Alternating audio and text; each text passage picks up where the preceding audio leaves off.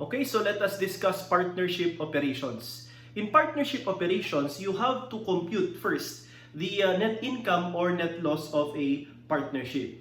So you have to start from sales revenue.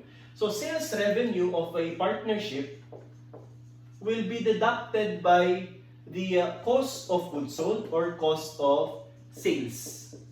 Okay? To get the amount of gross profit. And this gross profit shall be reduced by the total expenses of the partnership, disregarding the salaries, interest, and bonus of a partner. So in these expenses, okay, this shall not include, okay, any amount of salaries of the partners, okay, interest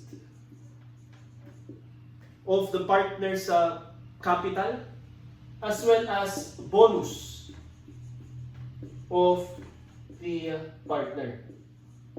Okay? So, not included. So, therefore, these are not treated as expenses of a partnership. Okay? Because they are treated, okay, treated as allocation of net income or net loss. Okay? Now, going back, if you're going to deduct expense from gross profit, you will be computing for the earnings before tax. Okay? Now, according to the National Internal Revenue Code as amended by Drain Law and Create Law, the partnership shall be taxed as a corporation. So, i-apply natin ang corporate tax rate dito sa pag-compute ng net income tax ng ating partnership. However, you will learn this concept in your higher accounting. So, for now, let us just deduct the tax. And according to the Drain Law, as amended by Create Law, the tax rate now for corporation is 25% from 30%. Now, you will be computing for the net income of the partnership after tax. Okay. So, in partnership operation, this is the result of the operation. It could either be net income or net loss. Now, what will be your entry, okay, in sharing the said net income to the partners? Say, for example, you have partner A and partner B. Okay? So, definitely, what you have learned in your basic accounting will be applied here. Okay? The sales revenue has a credit balance. Okay? Cost of sale has a debit balance. So, that's the normal balance of expenses, cost of sales. Okay? So, you have here, the net income will be considered as an income summary account. Okay? So, say for example, to show, okay, that there is a sharing of net income among or between the partners, we have here debit sales revenue. Okay, sales revenue. Okay, credit expenses. Okay, because we are closing, no? Definitely we're closing or crediting the account that has a normal debit balance and closing or debiting the account that has a normal credit balance to compute for the income summary account amount. So you have here credit expense and credit cost of sales. Say for example, sales revenue is 100,000, cost of sales is 50,000. So you have here 50,000, and expense, say for example, is 30,000, and you have earnings before tax of 20,000. 25%, say for example, you have 20,000, so 25% is 5,000. So minus 5,000, you have here net income amounting to 15,000. Okay? So we have sales revenue 100,000, expense 50,000. Okay? Cost of sales amounting to 30,000, And definitely income tax expense and credit income tax payable or credit cash, that will be your entry. So another expense account will be your income tax. So you're going to credit income tax expense to close this expense amounting to 5,000. So 50 plus 30, you have here 80 plus 5. So you have 15,000 credit balance. Okay, and this will be your income summary account. Okay? So if your income summary account shows that has a credit balance, then the result is net income. Okay, so let me summarize here. If the income summary account is a credit balance, okay, you have here net income. While if the income summary account has a debit balance, you have net loss. Okay, so take note of this. Now, this income summary account will now be distributed between or among the partners. Okay? So, say for example, partner A and partner B. So, let me erase this. Partner A and partner B has a profit and loss ratio of 50-50. So, this is your first entry. Your second entry would be to debit income summary account. Okay, because again, this account is just a temporary account, a nominal account, and that's not a real account or a permanent account. So you have here 15,000 and credit A capital amounting to 7,500 and B capital amounting to 7,500. So this is 50% and 50%. Okay, so these are your entries, okay, in distributing the net income or an income summary account with a credit balance. Okay? Now, we have here modes in allocating the net income. But before we go there, okay, take note that according to the law, the partners shall allocate or distribute profit using this priority level. First, the partner shall distribute based on the agreement. Okay? Agreed profit ratio. Profit or loss ratio. Okay. Now, what if there is only agreement as to the profit ratio? Then, the loss ratio will also be based on the profit ratio. Okay? And then number 3, if there is no agreement as to the profit or loss ratio, okay, then the partners will divide, okay, their profits based on their capital contribution. And according to the law, okay, the capital ratio, which is based on the beginning investment, okay, beginning capital ratio will be applied.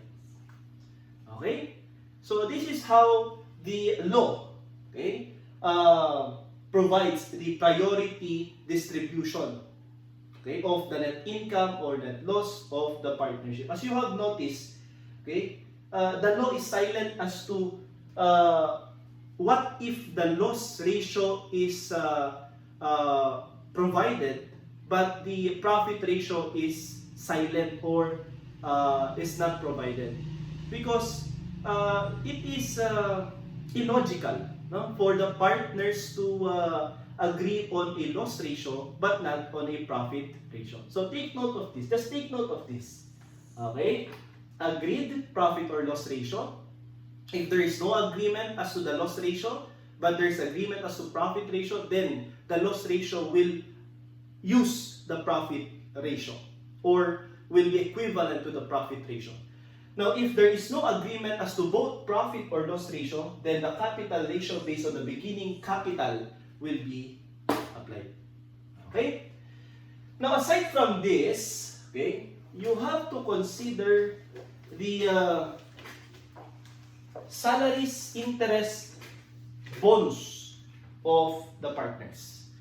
So in allocating, you have here the format in allocating the net income or net loss of the partnership.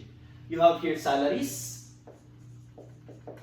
okay, interest, bonus, and remainder. Okay? See, for example, partner A and partner B, you have here total. Okay.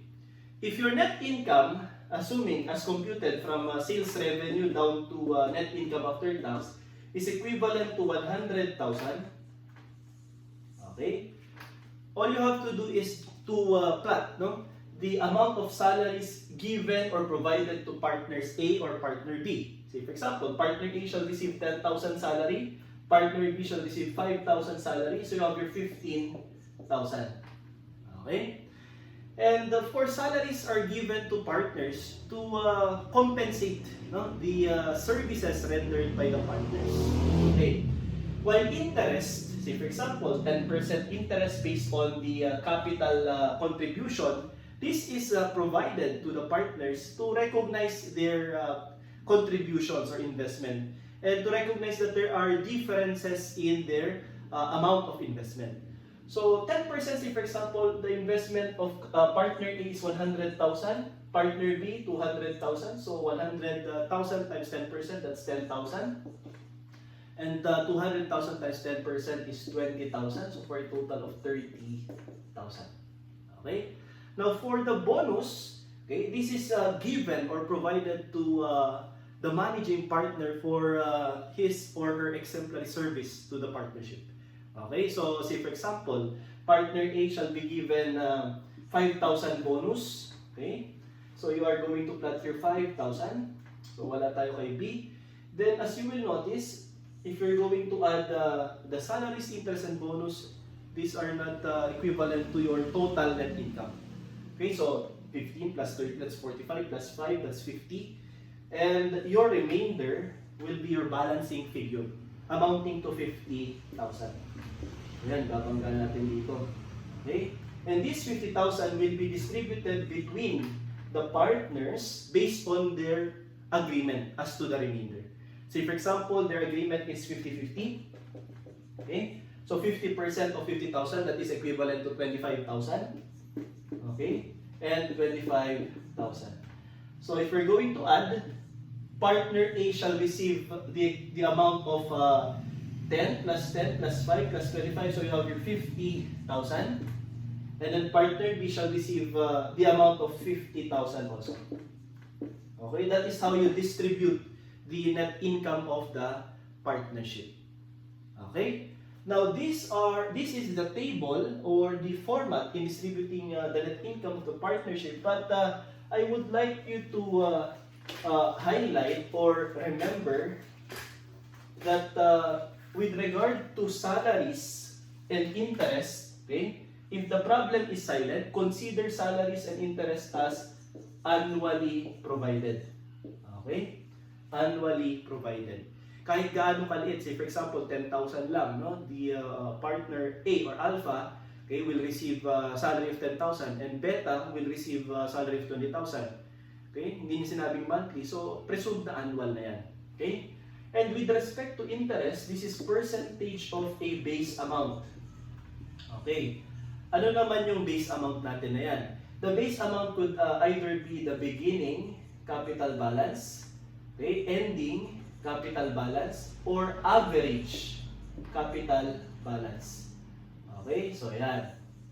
So percentage of the capital balances. Okay? And the average capital balance could either be weighted, okay, o kaya naman simple average, weighted average, okay, o kaya naman simple average. Yeah. Now with respect to bonus, okay, you have to recall your algebraic concept, no? The concept of algebra, because bonus is just simply percentage of net income, okay, But if the problem provides that bonus is equivalent to percentage of net income after salaries, you have to deduct salaries, total salaries. Or percentage of net income after salaries, after interest, after bonus, you have to deduct salaries and bonus. But if the problem provides that the bonus is equivalent to percentage of net income after salaries, before interest, so just ignore the interest. Do not deduct the interest. But if it's after bonus, you have to deduct the bonus and apply the algebraic concept. Okay? And with respect to remainder, just consider the agreement. Okay, agreement. Ano ba ang agreement nila sa paghati ng balance na yan? Otherwise, you have to apply the P&L or the profit or loss ratio. Okay, so these are the concepts that you have to recall or you have to consider in partnership operations.